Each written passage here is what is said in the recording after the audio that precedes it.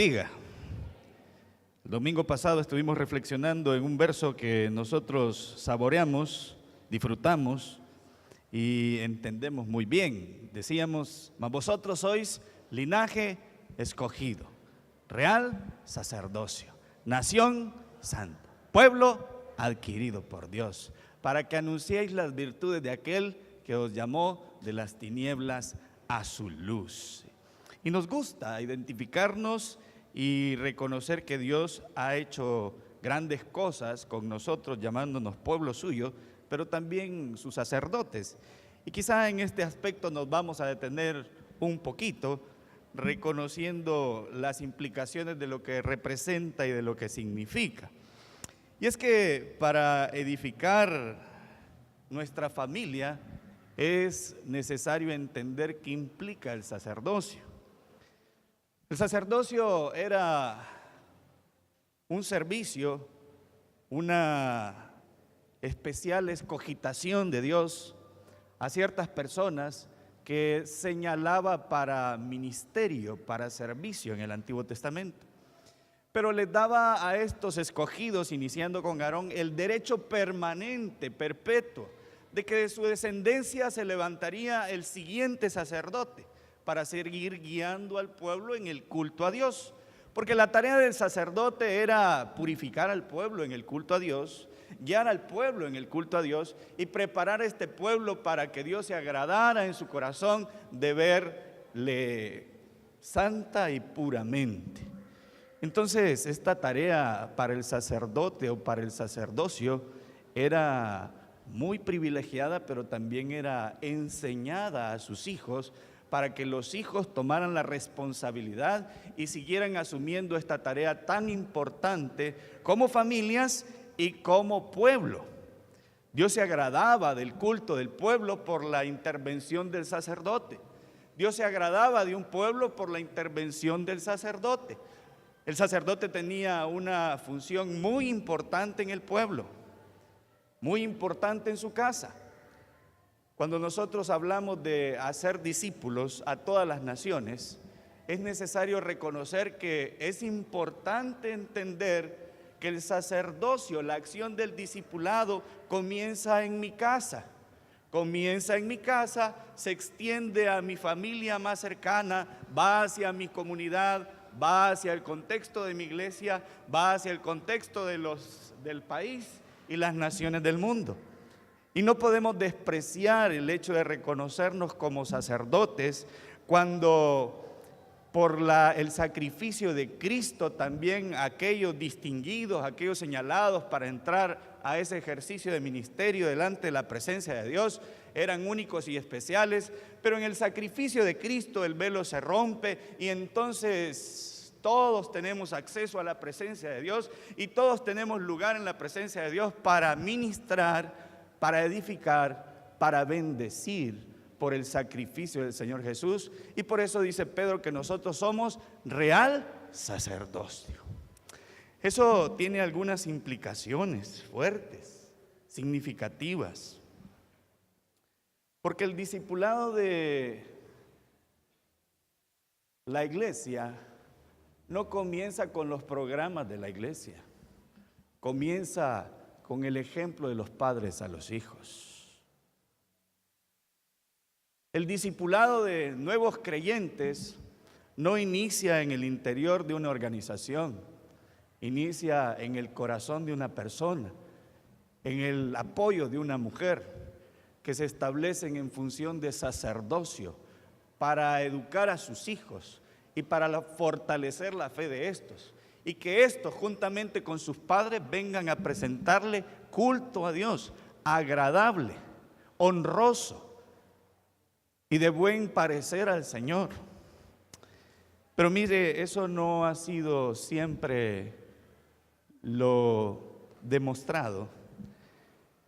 Y hay un ejemplo triste en la Biblia que reconoce que se olvidó de ejercer el sacerdocio que debía, porque también olvidó que era necesario para la edificación de su familia.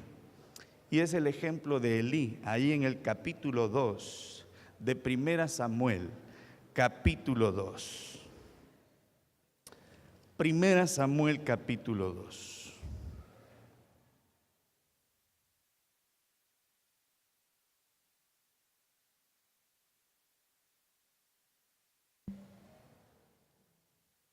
Y en cuanto a la edificación de este sacerdote por la vida de sus hijos, edificándolos, nutriéndolos, discipulándolos, pues dice aquí algunas señales no muy agradables de ese ejercicio, que sí muy bien se hizo fuera del templo, fuera de su familia, pero no lo hizo hacia adentro de su casa. Y dice el verso 12, mire, los hijos de Elí eran hombres impíos, malvados, perversos.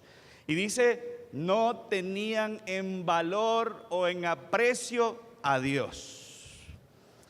Para ellos, Dios no era importante. Para ellos, para los hijos del sacerdote, los que sucederían a Elí en el ejercicio del ministerio para guiar al pueblo a Dios, Dios no era importante. Dios no era trascendente. Y ante esta situación, ¿cómo Elí descuida tanto a su familia en el ejercicio del ministerio, que aquellos que le van a suceder para que preparen un pueblo que rinda culto a Dios, no quieren a este Dios, no tienen aprecio por este Dios, no le dan importancia a las cosas que Dios tiene ni representa? Y dice que hacían cosas malvadas, perversas. Y no solamente eso, vea el verso 17. Como tenían injerencia en las ofrendas del culto presentado a Dios, estos malvados, dice que era pues muy grande delante de Jehová el pecado de los jóvenes, porque los hombres menospreciaban las ofrendas de Jehová. Muy bien, teniendo ahí oportunidad, privilegio de estar con el sacerdote, manipulaban, mire, malograban, tenían mala motivación sobre las ofrendas que presentaba el pueblo, ofrendas sagradas de arrepentimiento, ofrendas de acciones de gracias, ofrendas de paz. Estos manipulaban estas ofrendas a su conveniencia, no pensando en el corazón del pueblo, sino pensando en su corazón, en sus intereses, en sus conveniencias. Y esto, dice ahí, no agradaba a Jehová. En el discipulado de Elí a estos hombres que le sucederían para el servicio tan importante, eran perversos, de mal corazón, no tenían en cuenta a Dios, tenían de balde aquellas cosas sagradas. Y el verso 22 dice algo más fuerte. Dice, Elí era muy viejo y oía de todo lo que sus hijos hacían con todo Israel, y cómo dormían con mujeres que velaban a la puerta del tabernáculo de reunión. Ahí están los sucesores sagrados en el ejercicio de servicio, teniendo esta ética de comportamiento sacerdotal, teniendo esta conducta moral, teniendo en desprecio a Dios, teniendo por indignos aquellos lugares o espacios donde el pueblo venía de buen corazón a darle reverencia al Señor. Y eso es peligroso, hermanos. Nosotros como sacerdotes, ponernos en riesgo de lo que hicieron Ovni y Finés, no tomando la importancia de lo que es el aprecio del culto a Dios, estamos poniendo en riesgo también nuestros sacerdocios y nuestra condición de privilegio y de nuestra posición de importancia delante de lo que Dios quiere hacer, trasladándonos el conocimiento de su persona a nosotros a través de una experiencia de comunión con Él, pero también que se hace vívida a través de lo que decimos, hacemos a nuestros hijos, a nuestras hijas, a nuestros familiares, a nuestros hermanos menores. Eso estaba en riesgo, eso estaba en peligro. Y entonces nos da a entender que el asunto difícil, Elí lo conocía. era mayor.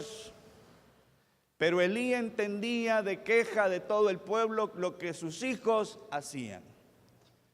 Elí entendía y sabía que sus hijos estaban poniendo en peligro el ministerio sacerdotal de él hacia otra generación.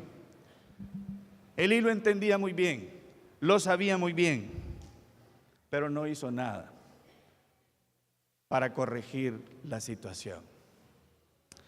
Y es que, hermanos, la edificación necesaria en la familia, en primer lugar, se determina por reconocer la posición que Dios nos ha dado. Somos sacerdotes del Señor.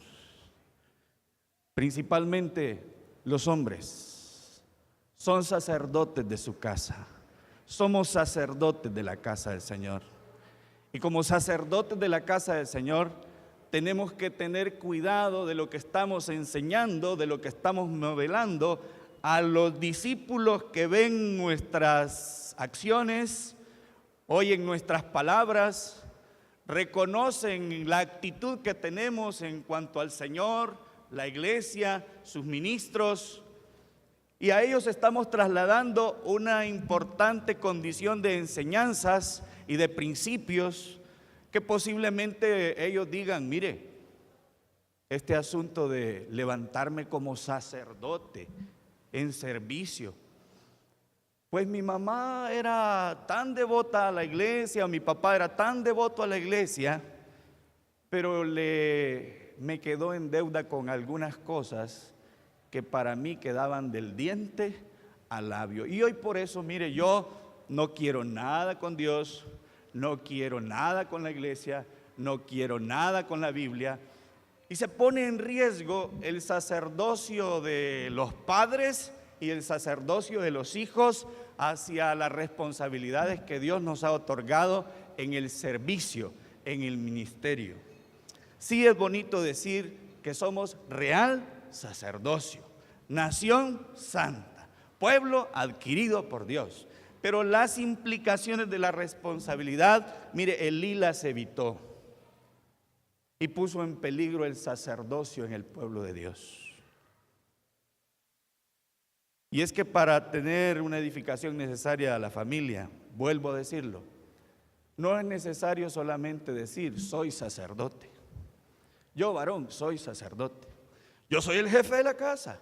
Cuando preguntan a la señora o a los hijos: hey, ¿y quién manda en tu casa? ¿Tu papá o tu mamá? Yo, dicen los hombres, ¿verdad? Yo soy el que mando en la casa.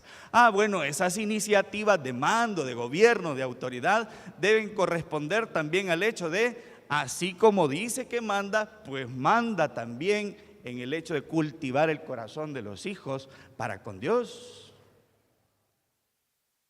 Manda en el hecho también de reconocer aquellas cosas que tienen que ver con los hijos en su devoción y temor a Dios. Usted tal vez me dirá: mire, en mi casa no hay varón, en mi casa no hay marido, yo soy sola, yo soy solo. Indiferentemente de la condición familiar que usted tenga, posea, todos somos sacerdotes. Cuando hay papá, hay responsabilidad principal sobre el papá en este ejercicio de sacerdocio, pero también cuando no hay papá, la mujer debe de empujar al hombre a ejercer este sacerdocio en la familia para no echar a perder la bendición que Dios ha puesto sobre nuestras vidas, en nuestra generación y en una futura generación, viendo a los hijos como sus discípulos. Debe de posicionarse como sacerdote, pero más que todo ejercerlo. Vea lo que pasó con Elí. Vea las preguntas que hace Dios al increpar a este hombre. Dice el verso 29, hablándole Dios: ¿por qué habéis pisoteado mis sacrificios y mis ofrendas que yo mandé ofrecer en el tabernáculo, y has honrado a tus hijos más que a mí, engordándolo de lo principal de todas las ofrendas de mi pueblo Israel?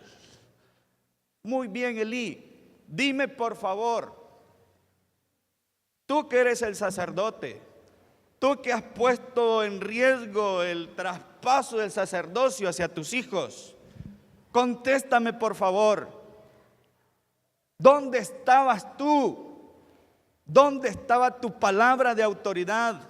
¿Dónde estaba tu presencia?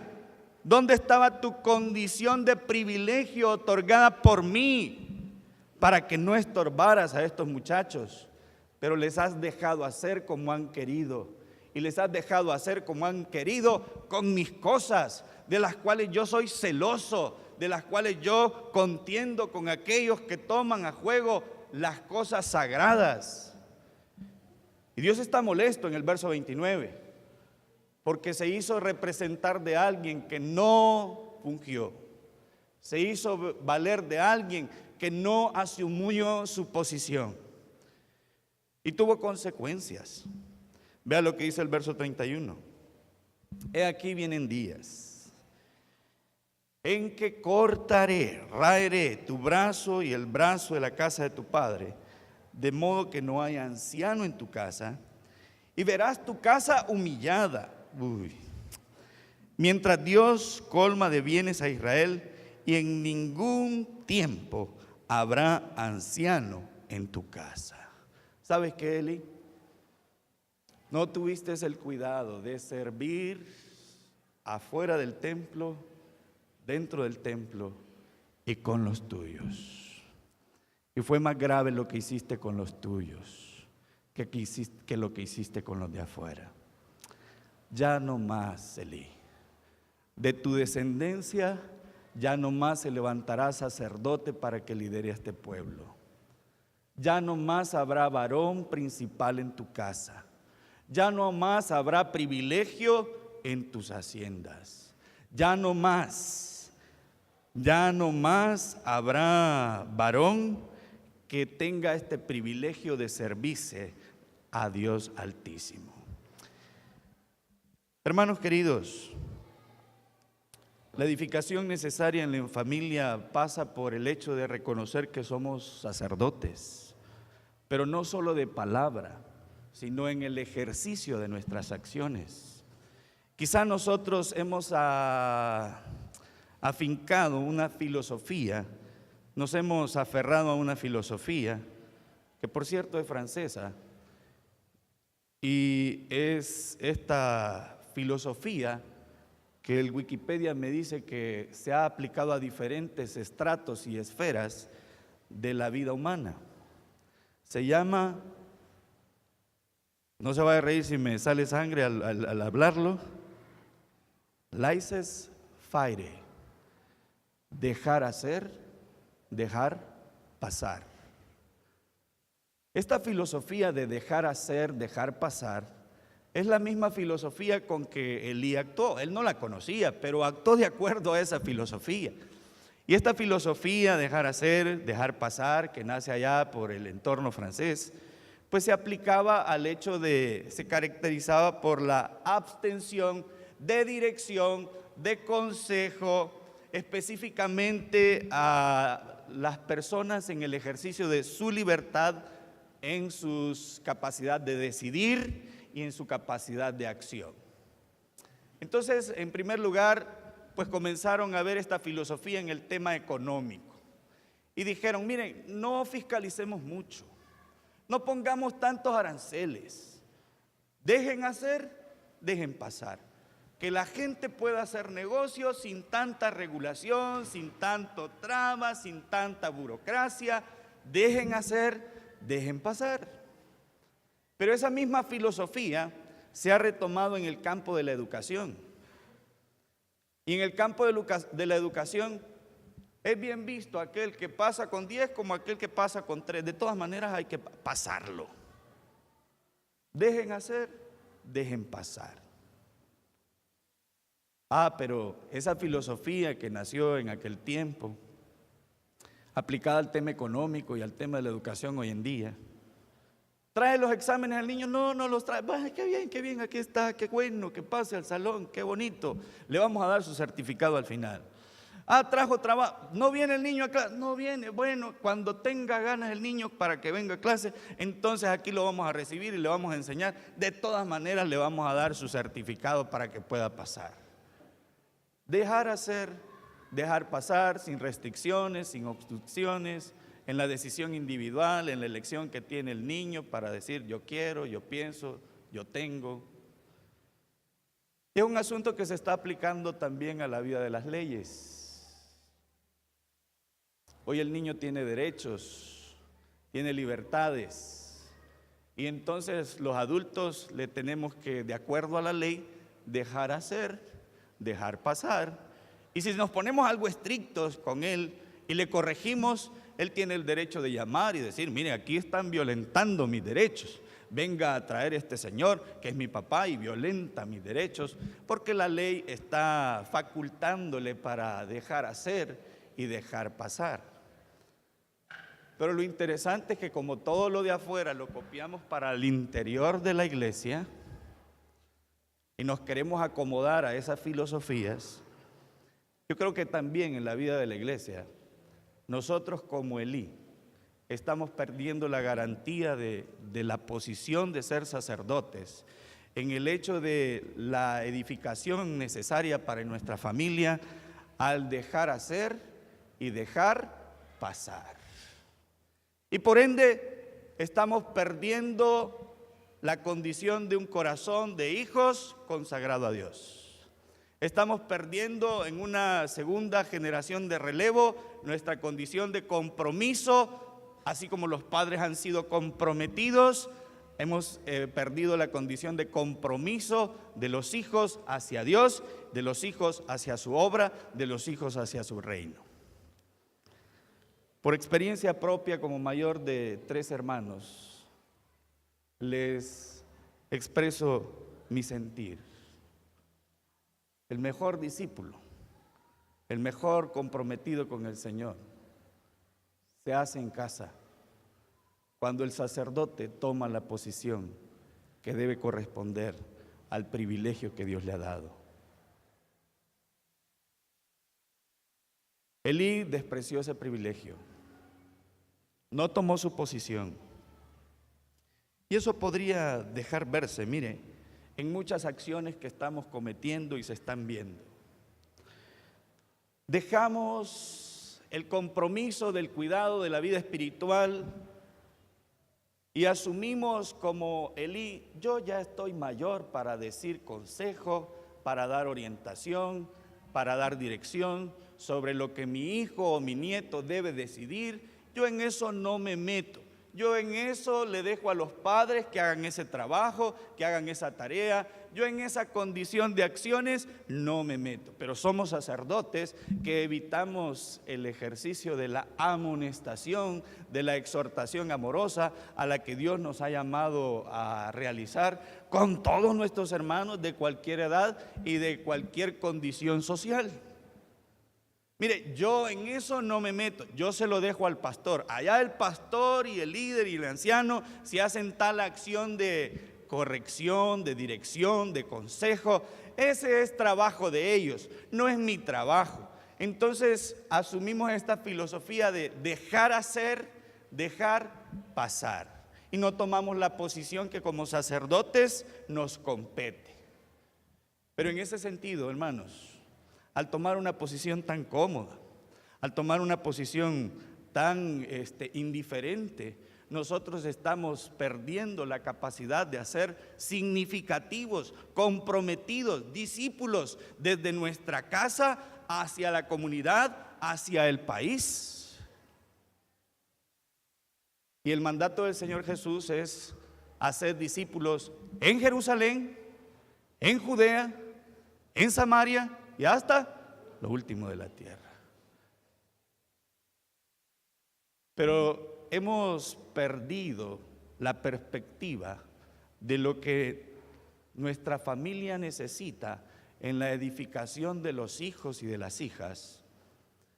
Y estamos viendo más formar discípulos hacia fuera de mi comunidad porque no me conocen, hacia fuera de mi casa porque aquí escuchan los gritos que le doy a mis hijos, hacia afuera de mi colonia, porque aquí saben que le pego a la mujer, hacia afuera de mi colonia, porque aquí saben que tengo deudas con cada vecino, y estamos perdiendo el hecho de ser sacerdotes que levantan discípulos desde sus generaciones de influencia hacia todas las condiciones geográficas que nos podamos mover. Da tristeza que hoy nosotros decimos, mire, estoy tan cansado. Es que mire, este asunto de orar 40 días con poder, no hombre, usted no sabe los trabajos, los afanes que yo tengo, las presiones, y llegar a mi casa y reunirme con ellos y sacarlos de sus cuartos cuando sé que están chateando y están muy embebidos en las cosas que regularmente hacen, me van a apedrear, me van a ofender en la casa. Mire, yo miedo les tengo, o sea, yo hablar con el muchacho, con la muchacha, con el adolescente, no, mejor que siga haciendo lo que hace. Dios lo va a convertir, Dios le va a enseñar, Dios le va a ayudar. Es una posición muy cómoda, dejarle la responsabilidad de lo que nos toca por condición de sacerdocio a otras personas, cuando muchas veces le hemos pasado la responsabilidad a otros. Que lo haga el pastor, que lo haga el maestro de escuela dominical. Yo termino muy cansado. Mire, por eso voy a la iglesia el domingo, para que algo me ayuden, para que en algo me corrijan, para que en algo me apoyen los hermanos ahí en la iglesia. Mire, estas situaciones corresponden al descuido de no asumir la posición que como sacerdotes tenemos en la edificación necesaria de nuestra familia. Muchas veces los hijos están en la casa viendo televisión y los padres en el culto. ¿Qué condiciones de amor a Dios, compromiso a Dios se van a levantar del corazón de mis hijos o de sus hijos, de sus sobrinos, de sus sobrinas, de sus nietos, de sus nietas, si realmente estamos dándole dobles mensajes con las actitudes y los comportamientos que tenemos? Es mi pesar, siempre lo digo, es mi pesar que valoramos poner en las manos de nuestros nietos, de nuestros hijos, de nuestros adolescentes, un teléfono de $200, pero no valoramos poner una Biblia de $8 en sus manos para que sea regularmente traída a la casa de Dios para leer la palabra suya en el templo. Estimamos el hecho de que el hijo y la hija, muy bien sabemos que está chateando hasta las 2, 3 de la mañana y no tomamos la posición de intervenir en su condición de descanso para venir a presentarle culto al Señor, y nos descuidamos asumiendo que Dios le va a hablar por visiones sin ningún intermediario y dejamos pasar esa situación. Y a la mañana del domingo, cuando queremos nosotros tomar el impulso de agarrar a los hipotes, dicen los hipotes: tengo sueño, mamá, estoy cansado, tengo tareas que hacer, tengo trabajos que realizar. Y claro, como nosotros no tomamos ni una posición de acción sobre esa condición de acciones, le hacemos ver por esas señales que la distracción, la recreación, el bienestar, el buen sentir de las emociones, cuando yo disfruto de un teléfono hasta tales horas de la noche, viéndome cosas en el Facebook o en cualquier red social, es más importante que la convocatoria que hace Dios a los sacerdotes para presentarle culto juntos como familias. Y ponemos en peligro nuestra posición de sacerdotes, pero también ponemos en peligro el sacerdocio de los nuevos creyentes o de los posibles creyentes, que son nuestros hijos, que son nuestros nietos, que son nuestros parientes más cercanos, y andamos pescando en otras puertas donde queremos discipular, enseñar lo que no hacemos en nuestra Jerusalén, en nuestra casa. Hermanos queridos, Elí perdió el derecho y el privilegio de ser un hombre en posición de sacerdocio y de ministración especial por estos descuidos, por estas situaciones graves. Nosotros podríamos poner en riesgo el hecho de, por cansancio, por condición de otras cosas más importantes que tenemos entre nuestras listas de prioridades, perder el corazón de nuestros hijos en cuanto a su devoción al Señor. Yo estoy de acuerdo y felicito a todos los padres que, miren, buscan que sus hijos aprendan diferentes condiciones de habilidades. Los ponen a música, los ponen a natación, los ponen a karate, los ponen a cocina, los ponen a cualquier otra cosa. Y eso está bien, significativamente es bueno. Pero mire, esto debe de estar en equilibrio al hecho de posicionarnos en el sacerdocio que tenemos. Porque cuando los matriculamos en todas las habilidades a aprender, pero no los traemos a la iglesia, pasan ausentes de la vida de la iglesia. Si apenas se le conocen los hijos al hermano o a la hermana, porque hasta el día domingo están en carácter, en natación, en deportes, en grupos de estudio, estamos debilitando nuestra condición de prioridades en cuanto a lo que es importante como sacerdotes o sacerdotisas. Y eso no edifica a la familia, ni edifica también a los futuros discípulos, ni edifica la obra del Señor, ni edifica la permanencia de la iglesia en el paso de los años, porque no tomamos con detenimiento a reconocer las implicaciones de lo que representa ser sacerdotes de nuestra casa. Hermanos varones, padres de familia, abuelos, tíos, primos mayores, estamos en condición de reconocernos delante del Dios, dándonos este privilegio de comprometer, consagrar a las futuras generaciones que nacen desde nuestras casas, que son nuestros parientes, con el Señor como sus más fieles discípulos, pasando no solamente por tomar la posición, sino por demostrar con el ejemplo que somos siervos de Dios. Somos sacerdotes, somos sacerdotisas. Y en ese sentido, estar en correspondencia con el privilegio que Dios nos ha entregado. Edificar a la familia es necesario y lo hacemos tomando nuestra posición como sacerdotes. Pero edificar a la familia es necesario, mire, y eso es viviendo en la familia una vida de unidad. Vaya conmigo, por favor, a 1 Corintios capítulo 10. 1 Corintios capítulo 1, perdón. 1 Corintios capítulo 1.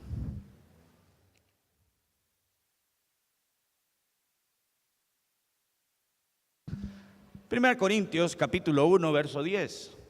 Sí es necesaria la edificación de la familia, pero eso comienza con asumir nuestra posición como sacerdotes y ejercerla. Sí es necesaria la edificación de la familia, pero eso también continúa con el hecho de fortalecer la unidad familiar. Y vea a ver lo que dice el verso 10. Hablando San Pablo de los problemas de la iglesia, divisiones. Os ruego pues, hermanos, por el nombre de nuestro Señor Jesucristo, que habléis todos una misma cosa y que no haya entre vosotros divisiones, sino que estéis perfectamente unidos en una misma mente y en un mismo parecer.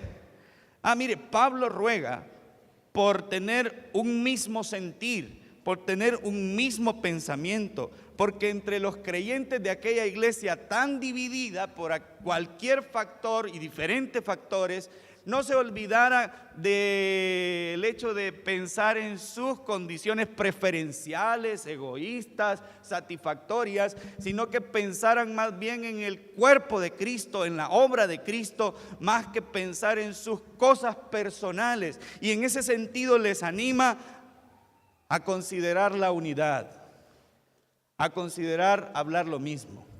pensar lo mismo, hacer lo mismo. Yo creo que un factor que edifica la familia es la unidad. Y en este factor que edifica la familia, mire, deberíamos hablar las mismas cosas.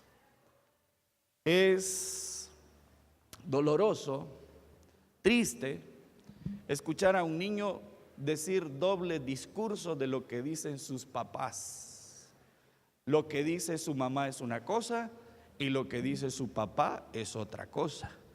Y dice muy bien el dicho popular que los que toman y los niños siempre dicen la verdad.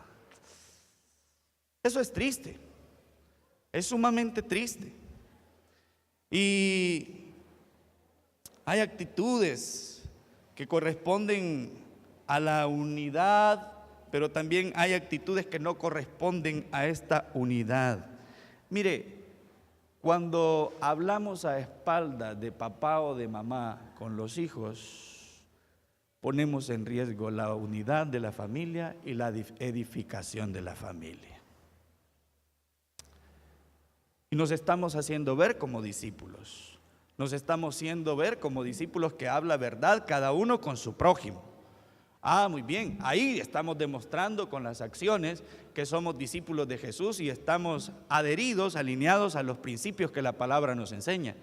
Pero si la edificación de la familia no pasa por la unidad, cuando hablamos a espaldas, mira, hija, no le digas a tu papá, pero yo sí te voy a comprar, yo sí te voy a comprar eso que tanto querés, ¿oíste? Pero por favorcito, no le digas a tu papá porque me va a meter en una.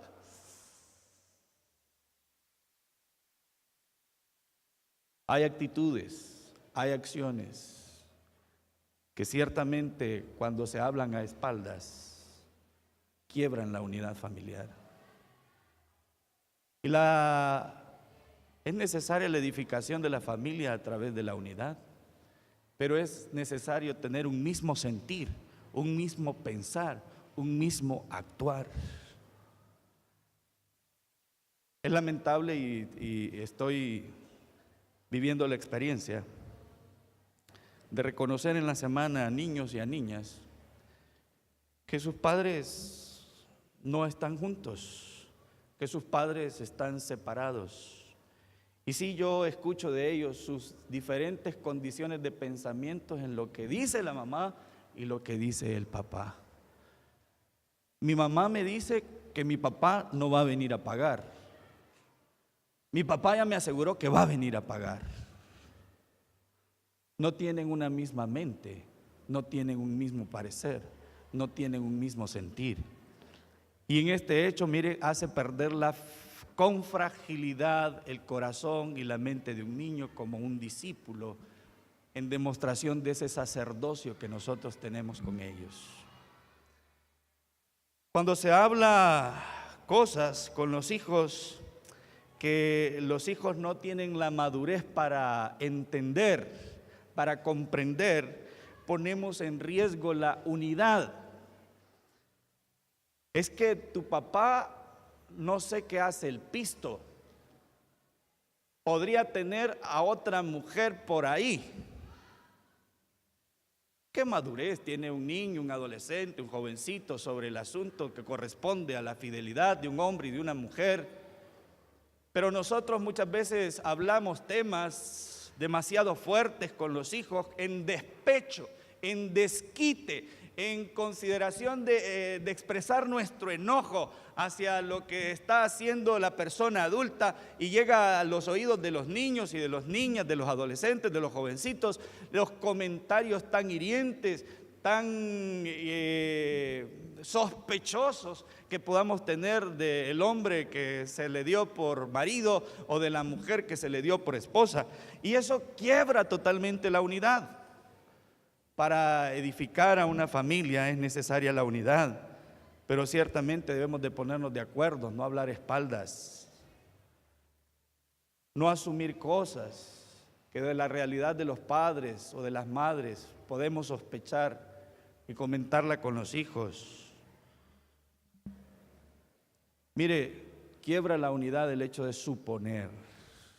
Yo supongo que tu papá, yo supongo que tu mamá. Y entramos en una condición de suposiciones que ni uno ni otro está seguro de lo que realmente pesa en la palabra de un padre y de una madre para ponerse de acuerdo sobre el tema del hijo o de la hija. Yo supongo. El suponer, el hablar a espaldas, el hablar a los hijos cosas que ellos no pueden entender, ciertamente, mire, quiebra la unidad de nuestra familia. Y en ese sentido, los más arriesgados, los que están más en dificultades, no son los adultos, no son los grandes. Los grandes ya crecieron, los grandes ya tienen su esquema de pensamiento, los grandes ya tienen un esquema de conducta que muchas veces solamente la palabra del Señor puede cambiar. Pero los que están haciéndose un esquema de principios, un esquema de pensamiento, un esquema de acciones, son los niños y las niñas. Y con nuestros comentarios, con nuestras acciones, con nuestras actitudes, nosotros malogramos ese esquema de pensamiento y de acciones que se están programando. Pero en ellos estamos haciendo a los nuevos discípulos. En ellos estamos conformando la figura de aquellos comprometidos con Dios. En ellos estamos conformando las personas que van a corresponder al sostén de la obra y los misioneros, como hemos visto hoy en la mañana. Pero hermanos, no se hace eso poniendo en riesgo la unidad de la familia. Debemos reconocer que tenemos que tener un mismo pensar, un mismo sentir y ponernos de acuerdo. La edificación de la familia es necesaria.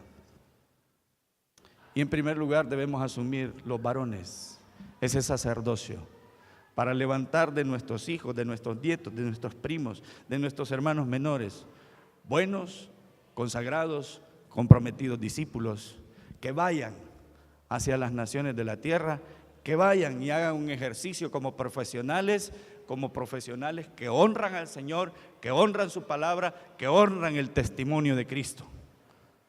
Pero eso pasa también con el hecho de fortalecer nuestra unidad familiar, pensando lo mismo, hablando lo mismo y teniendo un mismo parecer.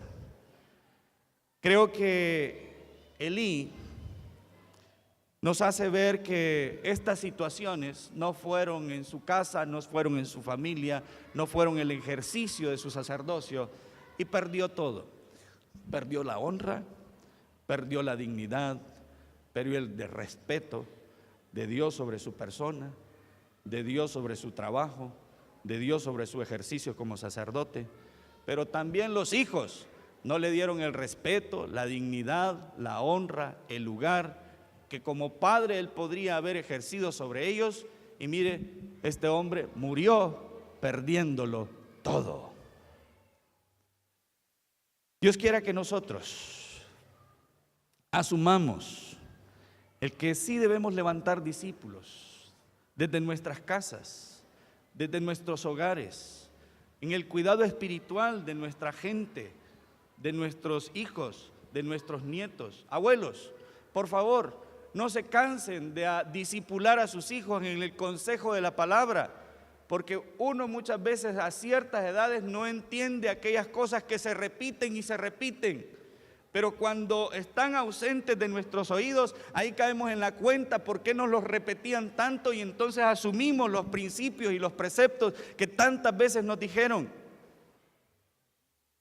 A veces nosotros nos sentimos que esos principios, esos consejos, esos preceptos nos cansan, nos fatigan. Ya viene usted con las mismas palabras, ya viene usted con el mismo consejo, ya viene usted con la misma cantaleta, ya viene usted con el mismo grito, ya viene usted con las mismas palabras.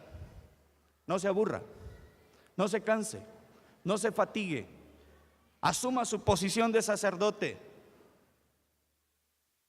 Y cuando usted comience a disfrutar y ver los frutos de los hijos comprometidos, de los hijos consagrados, de los hijos que están dispuestos a ser discípulos comprometidos de Jesús, incluso tomando compromisos de vida por su reino y por su obra, usted verá satisfecho su corazón y dirá: he cumplido con mi sacerdocio, he hecho como Dios Así me dio oportunidad y privilegio y le he respondido levantando hombres y mujeres fieles a Dios, consagrados, que amen a su obra. Y sé que ellos harán lo mismo con sus nietos. A mí me agrada, no le conocía, hoy tengo la dicha y el privilegio de conocerle, a ver a Jonatán.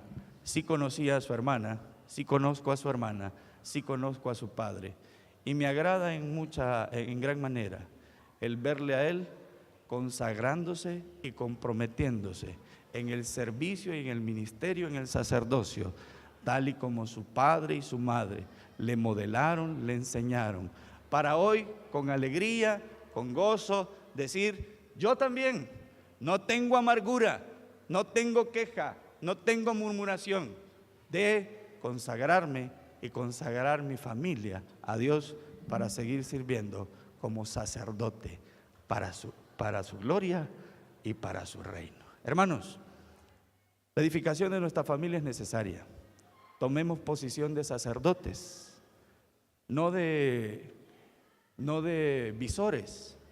La edificación de nuestra familia es necesaria. Tomemos en importancia que para eso debe estar nuestra familia unida. Padre, oramos, Señor, porque tu propósito y tu privilegio ha sido inmensamente fuerte y grande con nosotros. No nos imaginábamos que ser sacerdotes corresponde sí a una identidad de pueblo escogido, sagrado, pero esta responsabilidad implica tomar acciones según el privilegio que tú nos has ofrecido para hacer de nuestra casa el principal centro de discipulado que va a corresponder a ser los siervos y las siervas de tu iglesia, de tu casa y del mundo. Y también, Señor, corresponderá nuestra acción de ser discípulos no solamente en nuestra casa y nuestra familia, sino que con nuestros vecinos, en el contexto de la iglesia, en las regiones del mundo, Señor, porque a eso tú nos has llamado. Pedimos, oh Dios, que en esta condición de privilegio que nos has dado de ser tus sacerdotes y sacerdotisas, nos ayudes, nos bendigas. Y también pedimos, Señor, que si no hemos hecho lo que de tu palabra reconocemos hoy que debemos hacer, que nos des una oportunidad, no por los años que tenemos, si ya somos abuelos, ya somos bisabuelos, sino porque esta posición de sacerdocio no termina hasta que veamos tu rostro. Ayúdanos, Señor. Habrán personas en esta casa, habrán personas en este auditorio que también quieran reconocerte a ti para tener este privilegio, esta condición de bendición, esta condición de oportunidad. Y vienen a esta casa el día de hoy queriendo confesarte, queriendo darte a ti la decisión de pertenecer a tu reino y ser de tus discípulos.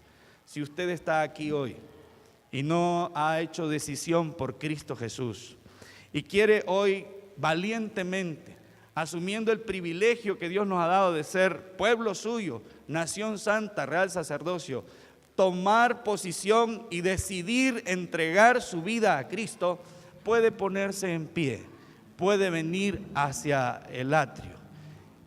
Dios te bendiga, hermano. Y al dar este paso, asumir que Dios tiene nueva oportunidad, privilegio, condiciones de vida agradables a su persona y a todo a su pueblo. Yo te doy gracias, Señor, por mi hermano.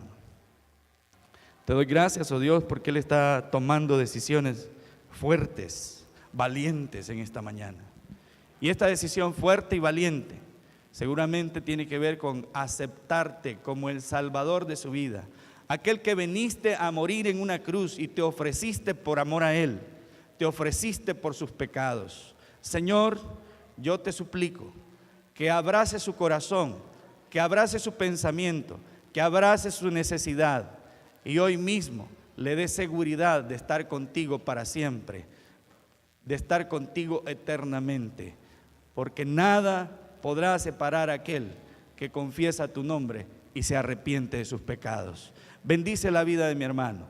Obra, Señor, también en sus hijos y en su familia, para que él pueda demostrar por este compromiso que hace hoy, que puede formar y puede fortalecer la vida de sus hijos, de su familia, levantando de ellos discípulos. En el nombre de Jesús oramos. Amén.